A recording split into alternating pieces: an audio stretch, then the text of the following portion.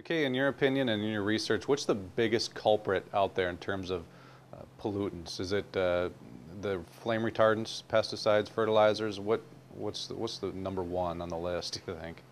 Well, if you're asking like what would be the first thing that you ought to eliminate from your life, I guess I can't quantify which industry creates the most or the worst chemicals.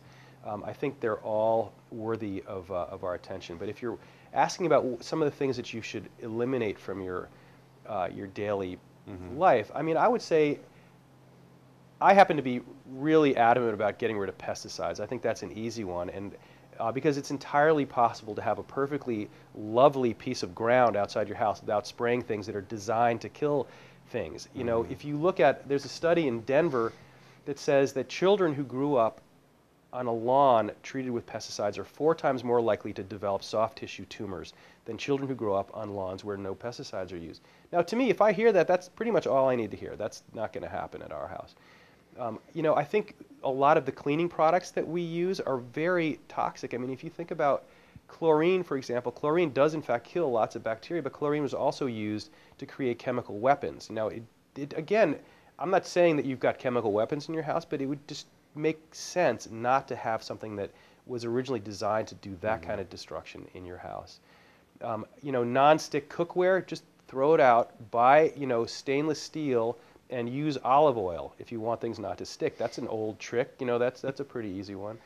You know, try to buy products that are made out of natural ingredients.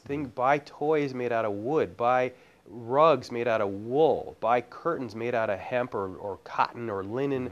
You know, the conclusion I come to in this book is that human beings lived a very, very long time without any of this stuff, perfectly happily. In fact, right up until about World War II. So, you know, one way to think about it is to try to live like your grandparents did, which is in a world where this stuff didn't exist. Your grandparents lived perfectly well without all this stuff, and it's actually not that hard to do it. You just got to, you know, when you're reaching for a product, just think about it for a second. Like, what's in this product? How do I know what's in this product? And who's telling me? And do I trust them? Because a lot of the information that we're exposed to is coming at us from a party with a vested interest in not telling us the truth, and I think that's worth paying attention to.